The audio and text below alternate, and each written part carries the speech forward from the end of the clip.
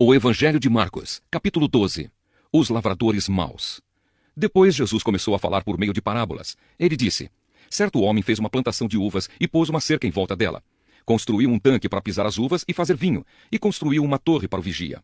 Em seguida arrendou a plantação para alguns lavradores e foi viajar. Quando chegou o tempo da colheita, o dono enviou um empregado para receber a sua parte. Mas os lavradores agarraram o empregado, bateram nele e o mandaram de volta sem nada. O dono mandou mais um empregado, mas eles bateram na cabeça dele e o trataram de um modo vergonhoso. E ainda outro foi mandado para lá, mas os lavradores o mataram. E o mesmo aconteceu com muitos mais. Uns foram surrados e outros foram mortos. E agora, a única pessoa que o dono da plantação tinha para mandar lá era o seu querido filho. Finalmente, ele o mandou, pensando assim: o meu filho eles vão respeitar. Mas os lavradores disseram uns aos outros: este é o filho do dono, ele vai herdar a plantação, vamos matá-lo, e a plantação será nossa. Então agarraram o filho e o mataram, e jogaram o corpo para fora da plantação. Aí Jesus perguntou: e agora, o que é que o dono da plantação vai fazer? Ele virá, matará aqueles homens e entregará a plantação a outros lavradores. Vocês não leram o que as Escrituras Sagradas dizem?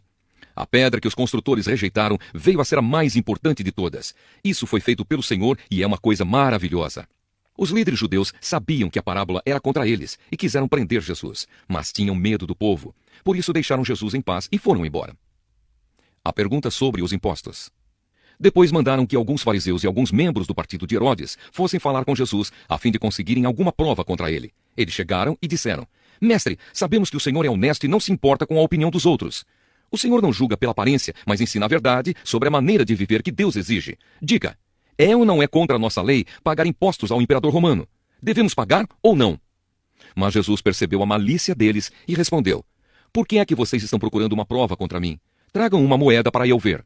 Eles trouxeram, e ele perguntou: de quem são o nome e a cara que estão gravados nesta moeda? Eles responderam: são do imperador.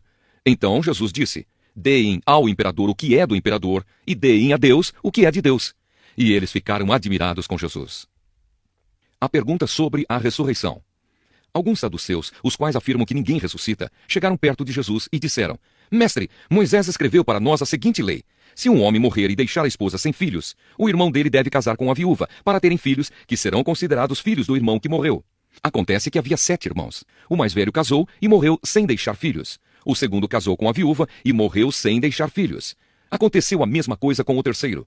Afinal, os 7 irmãos casaram com a mesma mulher e morreram sem deixar filhos. Depois de todos eles, a mulher também morreu.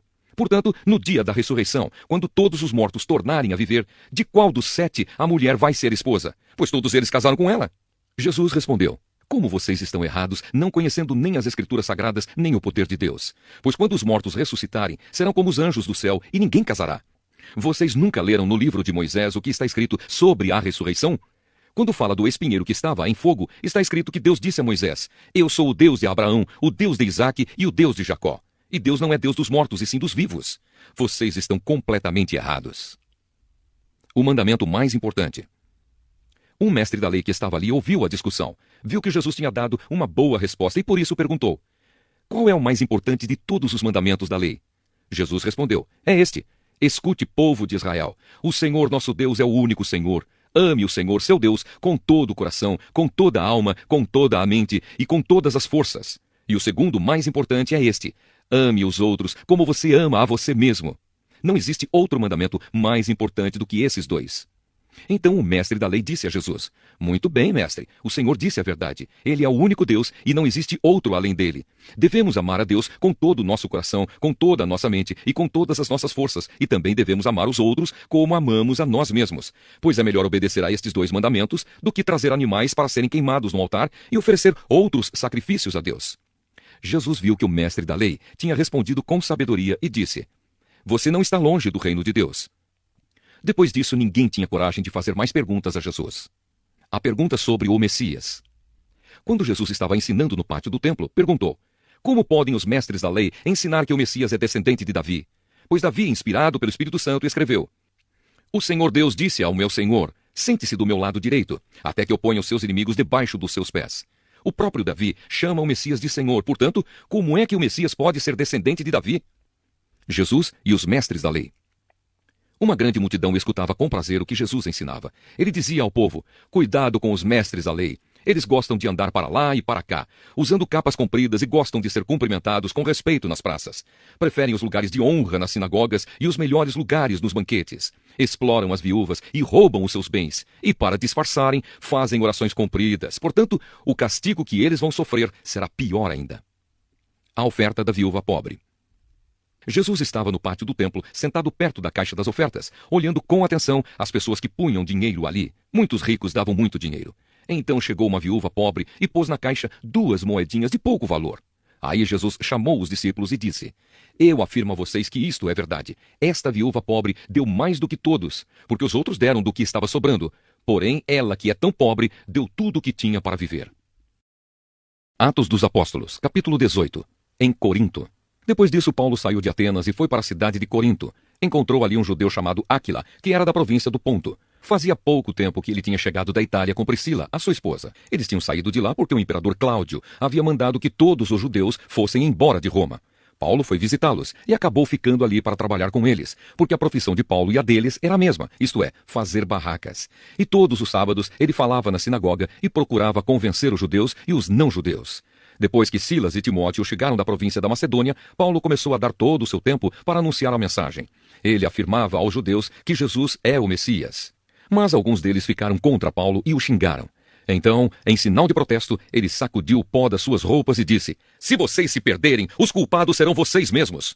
A responsabilidade não será minha. De agora em diante, vou anunciar a mensagem aos não-judeus.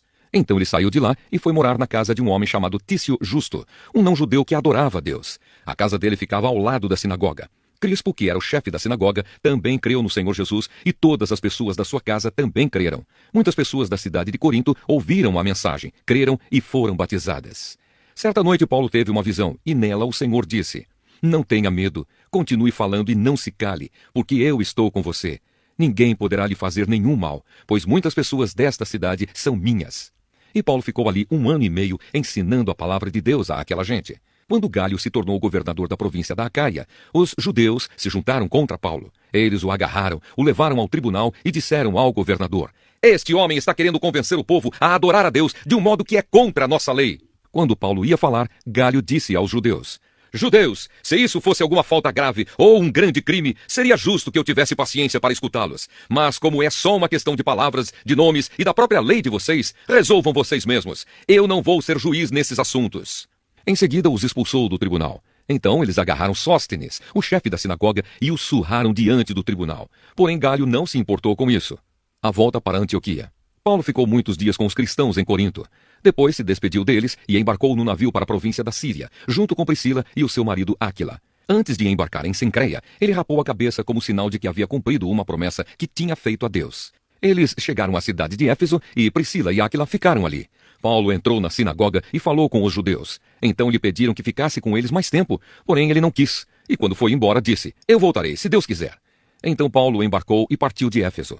Quando desembarcou em Cesareia, foi logo para Jerusalém. Ali ele fez uma curta visita à igreja e depois seguiu para Antioquia da Síria. A terceira viagem missionária de Paulo. Apolo em Éfeso e Corinto. Depois de ficar algum tempo em Antioquia, ele foi embora. Atravessou a província da Galácia e o distrito da Frígia, indo de um lugar para outro e animando todos os cristãos. Um judeu chamado Apolo, nascido na cidade de Alexandria, havia chegado a Éfeso. Ele falava muito bem e tinha um conhecimento profundo das Escrituras Sagradas. Era também instruído no caminho do Senhor, falava com grande entusiasmo e o seu ensinamento a respeito de Jesus era correto. Porém conhecia somente o batismo de João. Ele começou a falar com coragem na sinagoga. Priscila e o seu marido Áquila o ouviram falar. Então o levaram para a casa deles e lhe explicaram melhor o caminho de Deus. Quando Apolo resolveu ir para a província da Caia, os cristãos de Éfeso o animaram e escreveram cartas para os irmãos de lá pedindo que o recebessem bem. Chegando lá, ele ajudou muito aqueles que pela graça de Deus haviam crido. Pois Apolo, com argumentos fortes, derrotava os judeus nas discussões públicas, provando pelas Escrituras Sagradas que Jesus é o Messias. Jeremias capítulo 27. A canga de madeira. Logo depois que Zedequias, filho de Josias, se tornou rei de Judá, o Senhor Deus me mandou fazer uma canga de madeira com tiras de couro e colocar no meu pescoço. E Deus me disse que mandasse uma mensagem aos reis de Edom, Moabe, Amon, Tiro e Sidom, por meio dos seus embaixadores que tinham vindo a Jerusalém para se encontrar com o rei Zedequias. O Senhor Todo-Poderoso, Deus de Israel, me mandou dizer aos embaixadores que dessem aos seus reis a seguinte mensagem de Deus: Eu, com o meu grande poder e com a criei o mundo, os seres humanos e todos os animais que vivem na terra, e posso dá-los a quem eu quiser. Fui eu que dei todas estas nações ao meu servo, o rei Nabucodonosor, da Babilônia, e fiz com que até os animais selvagens trabalhassem para ele. Todas as nações serão dominadas por ele, pelo seu filho e pelo seu neto, até chegar a hora em que a própria nação dele vai cair. Então a Babilônia será dominada por muitas nações e por poderosos reis. Mas se alguma nação ou reino não quiser servir ao rei da Babilônia, nem obedecer ao seu governo, então eu a castigarei com guerra, fome e doença. E no fim deixarei que Nabucodonosor acabe com aquela nação. Sou eu, o Senhor, quem está falando. Não deem atenção aos seus profetas, nem a qualquer um que diga que pode adivinhar o futuro, seja por sonhos, por invocação dos espíritos dos mortos ou por feitiçaria. Todos eles dizem que vocês não devem se entregar ao rei da Babilônia. Eles os estão enganando e farão com que vocês sejam expulsos da sua pátria, levados para longe e destruídos. Mas a nação que obedecer ao governo do rei da Babilônia e o servir, eu deixarei que fique na sua própria terra para cultivá-la e morar nela. Eu, o Senhor, falei. Eu disse a mesma coisa ao rei Zedequias de Judá. Entregue-se ao rei da Babilônia, sirva a ele e ao seu povo, e o Senhor viverá. Por que é que o Senhor e o seu povo haveriam de morrer na guerra, ou de fome, ou de doença? Pois é isso que o Senhor Deus disse que acontecerá com qualquer nação que não servir ao rei da Babilônia. Não deem atenção aos profetas que dizem que vocês não devem servir ao rei da Babilônia. Eles estão enganando vocês. O Senhor Deus mesmo disse que não enviou esses profetas e que eles estão mentindo em nome dele. O resultado será este: ele expulsará vocês e os profetas que estão contando essas mentiras morrerão. Então eu contei aos sacerdotes e ao povo que o Senhor Deus tinha dito o seguinte: não deem atenção aos profetas que dizem que logo os tesouros do templo serão trazidos de volta da Babilônia. É mentira, não os escutem. Sirvam ao rei da Babilônia e assim vocês viverão.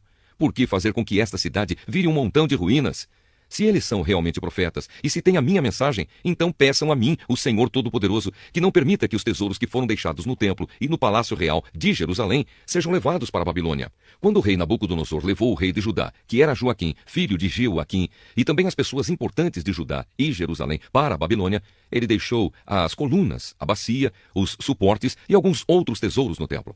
Prestem atenção no que eu, o Senhor Todo-Poderoso, o Deus de Israel, estou dizendo a respeito dos tesouros que foram deixados no templo e no palácio real de Jerusalém. Esses tesouros serão levados para a Babilônia e ficarão ali até que eu volte a pensar neles. Então eu os trarei de volta e os devolverei a este lugar. Eu, o Senhor, falei. O Evangelho de Marcos, capítulo 13. Jesus fala da destruição do templo. Quando Jesus estava saindo do pátio do templo, um discípulo disse: Mestre, veja que pedras e edifícios impressionantes. Jesus respondeu: Você está vendo estes enormes edifícios? Pois aqui não ficará uma pedra em cima da outra, tudo será destruído. Perseguições e sofrimentos. Jesus estava sentado no Monte das Oliveiras, olhando para o templo, quando Pedro, Tiago, João e André lhe perguntaram em particular: Conte para nós, quando é que isso vai acontecer? Que sinal haverá para mostrar? Quando é que todas essas coisas vão começar? Então Jesus começou a ensiná-los.